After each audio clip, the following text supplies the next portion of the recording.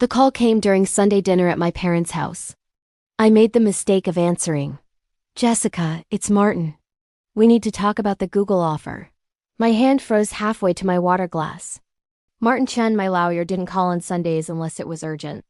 Across the table, my brother David was explaining his latest promotion at the insurance company. Mom and Dad hung on every word. Can it wait until tomorrow? I asked quietly. They want to announce Tuesday morning. CNN has the exclusive. We need your final approval by tonight. My heart hammered. The full 75 million, cash and stock options. Jessica, this is real. I must have made a sound because Dad looked over, annoyed at the interruption. I'll call you back in 10 minutes, I said. Mom's eyes narrowed as I hung up. Everything okay with your little shop? My little shop. CloudSync Solutions. The software company I'd built from my apartment 6 years ago. 42 employees, contracts with Fortune 500 companies. Revenue that hit 8 figures last year. Just a vendor issue, I lied. See, this is what I mean, Mom said, turning to David. Always some crisis. Your brother has stability, benefits, a real career path. David had the grace to look uncomfortable. Mom, Jessica's company is doing well. It's a hobby that got out of hand, Dad cut in. She should sell it and get a real job before she wastes more time. The irony would have been funny if it didn't hurt so much. I've been thinking the same thing, I said carefully. About selling.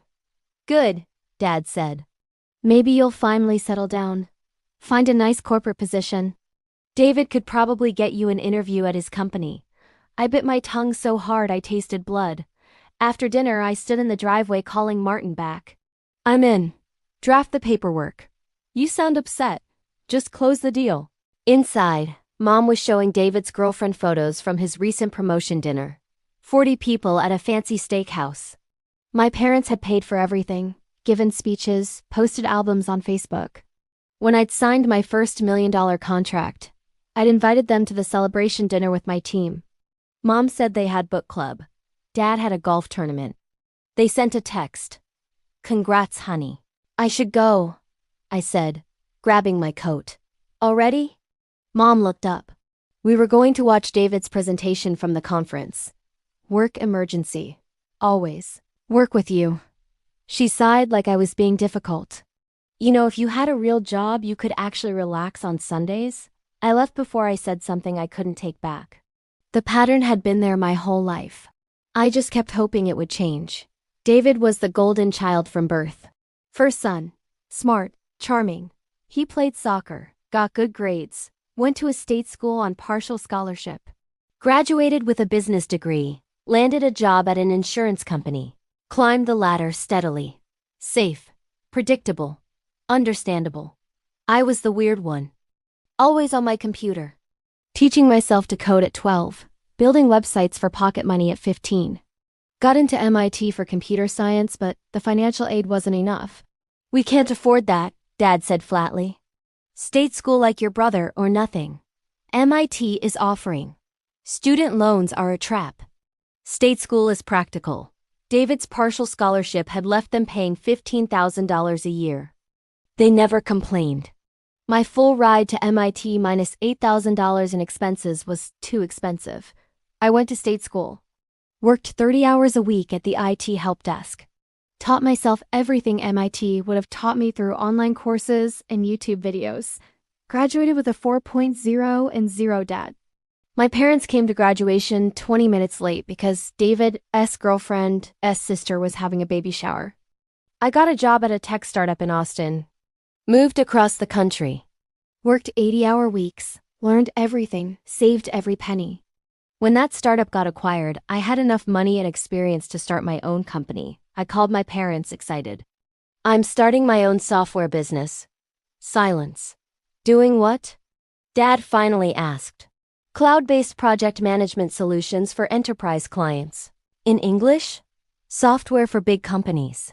To help them manage their workflows. Sounds risky, Mom said. Wouldn't it be smarter to stay at your job? This is a huge opportunity. Your brother just got promoted to senior analyst. Real stability. Maybe you should think about something like that. I hung up feeling hollow. CloudSync launched in my studio apartment. Just me and my laptop. I built the first version in 3 months, living on ramen and coffee. Landed my first client through a former coworker. Then another, then 5 more. Within a year, I needed to hire help. Within 2 years, I had an office. Within 3 years, I had 20 employees and revenue that made my hands shake when I looked at the numbers. I invited my parents to the office opening. Come see what I've built. We'd love to, honey. But David has his quarterly review presentation and we promised we'd help him prepare. They never rescheduled. David got promoted again. Made $85,000 a year. My parents threw him a party. Invited the whole extended family. Rented a banquet hall. Gave speeches about his success. That same month, I signed a $3 million contract with a Fortune 500 company. I texted my parents the news. Mom replied, "That's nice, sweetie. Don't forget David's party next weekend." I didn't go to the party. By year 4, CloudSync had 30 employees. We'd been featured in TechCrunch, Forbes, Business Insider, industry awards, speaking invitations, venture capitalists calling weekly with investment offers. I showed my parents a Forbes article with my photo. "Look, I made Forbes 30 under 30. Dad glanced at it. "What's that?" "It's a prestigious list of young entrepreneurs and innovators. Is there money in these awards?" "It's recognition. It helps with credibility, investor relations." So no money. David's bonus was $10,000 this year. Real, tangible success. I stopped showing them articles. Year 5. Google started circling. They'd been using CloudSync internally, loved it, wanted to discuss acquisition. The conversations took months. Due diligence, negotiations, lawyers and accountants and sleepless nights. I didn't tell my parents any of it.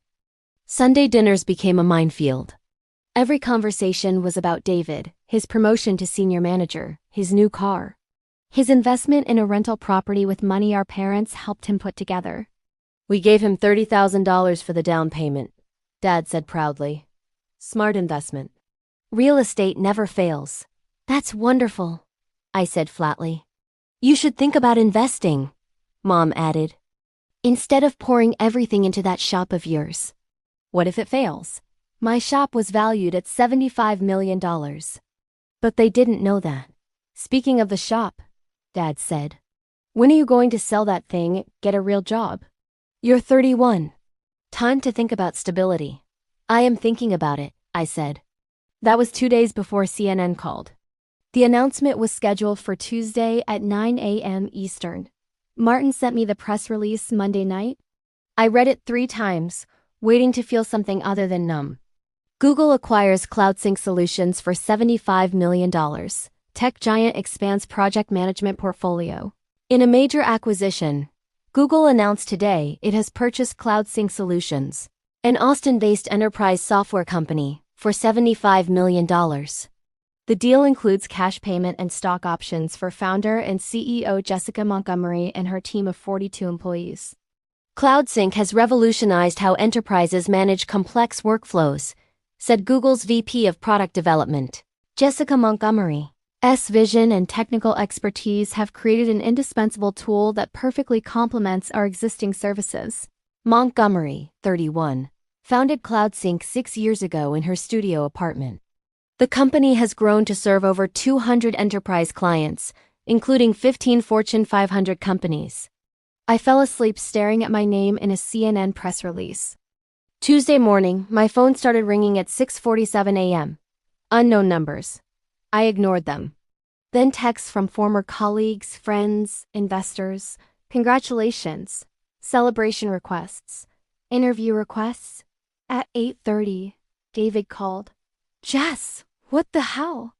CNN just announced, is this real?" "Yeah." $75 million? "Yeah." Holy shit. A pause. "Have Mom and Dad called you?" "No. They're going to lose their minds. Probably." He laughed nervously. "This is insane. I mean, congratulations. This is ... wow. Thanks." We hung up. I waited. Mom called at 9:15. Jessica, your father's golf buddy just called. He said he saw you on CNN. Something about Google? They bought my company. Silence. Your shop? CloudSync Solutions. Yes. For how much? $75 million. I heard her gasp, heard her tell Dad, heard him say what? Like he'd been punched. Mom came back on. 75 million? Yes. Dollars? Yes, Mom. Dollars. We didn't know. You never said it was that serious. I tried to tell you. For 6 years. You called it a hobby. Well, we didn't realize. I mean, you never explained properly. I showed you Forbes articles, TechCrunch features, told you about enterprise clients and revenue growth. Revenue growth? You said I should get a real job. Silence.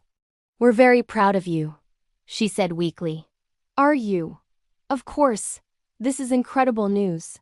Your father wants to talk. I have meetings all day. I'll call you later. I hung up.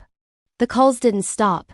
Mom's sister, Dad's brother, cousins I hadn't spoken to in 5 years. High school friends who'd never responded to my LinkedIn messages. Everyone suddenly wanted to reconnect, congratulate me, hear the story.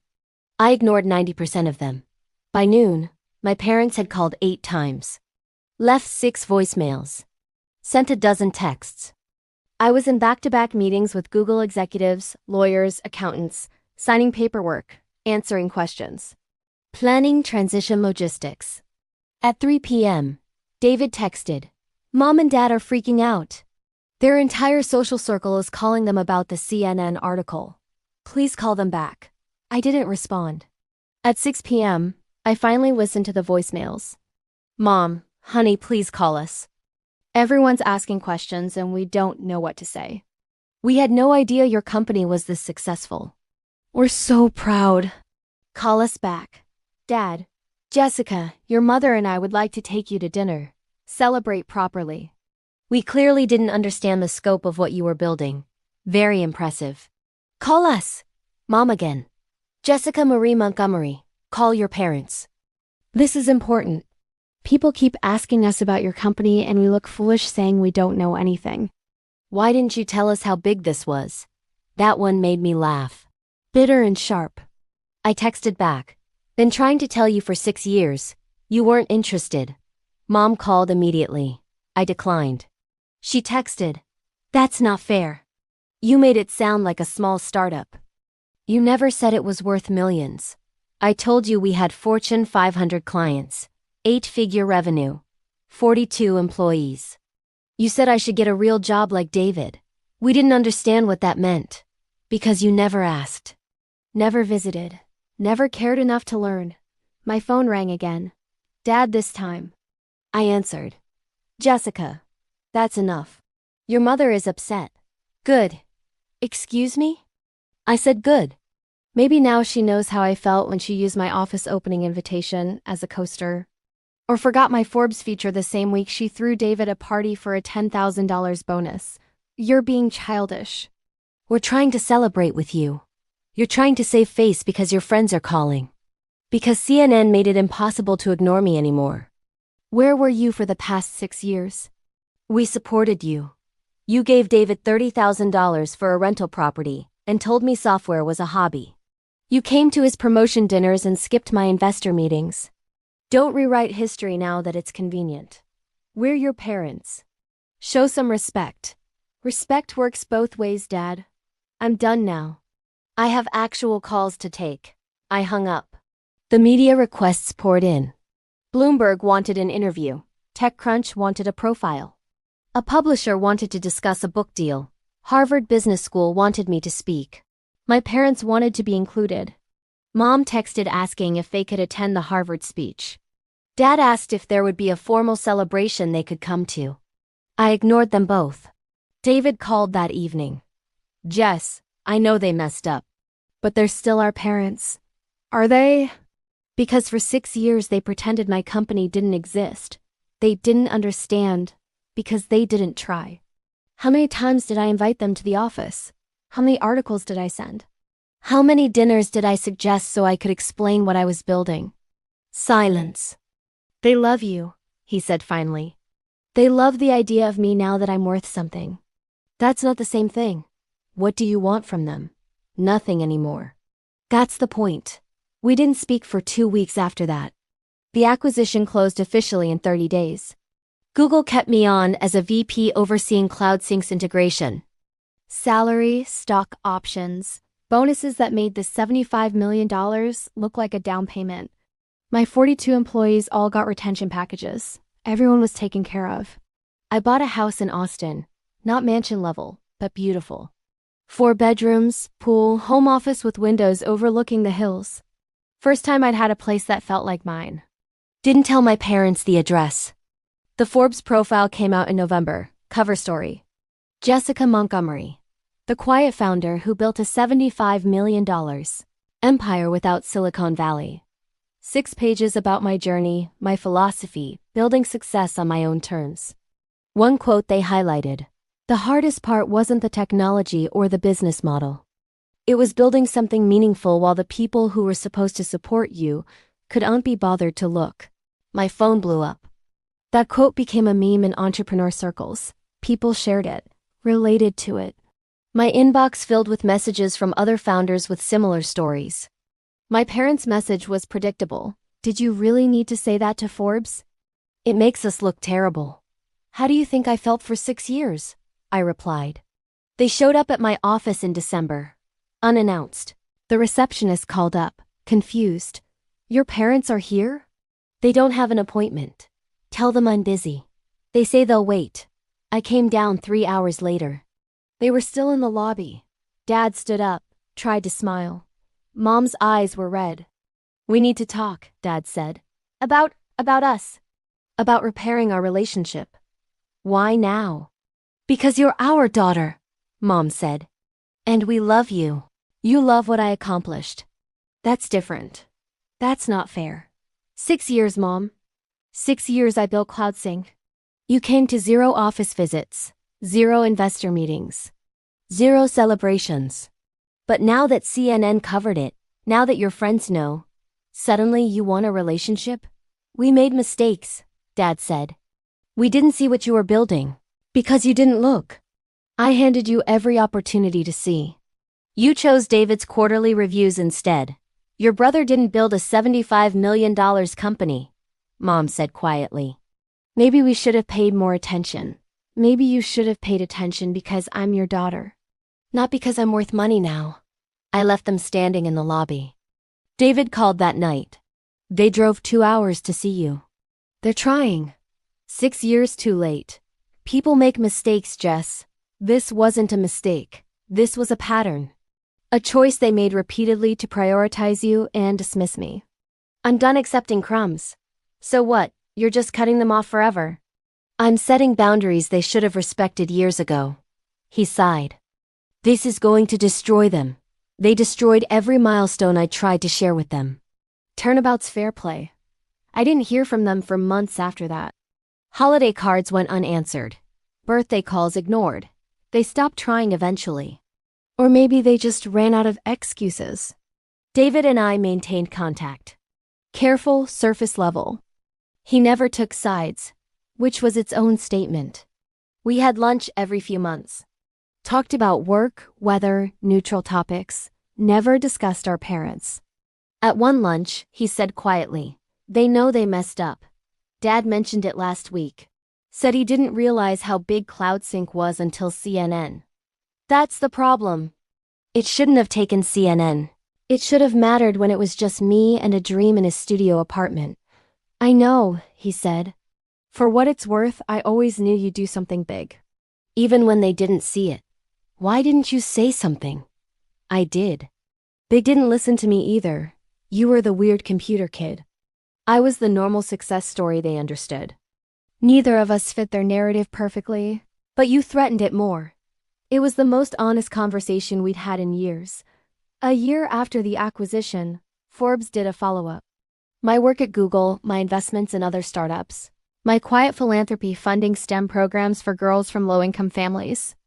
The final paragraph mentioned that I'd built my success without family support or connections, proving that talent and determination can overcome even the absence of your first champions. My parents sent an email through my business account since I'd blocked their personal ones. Subject line: Please. I deleted it without reading. They wanted access to my success. I wanted them to have seen me when success was still just potential. Those are different things. If you've ever been invisible until you were impossible to ignore, remember this: people who only see you when you shine aren't looking for you in the dark. Share your story in the comments and don't forget to subscribe for the next one.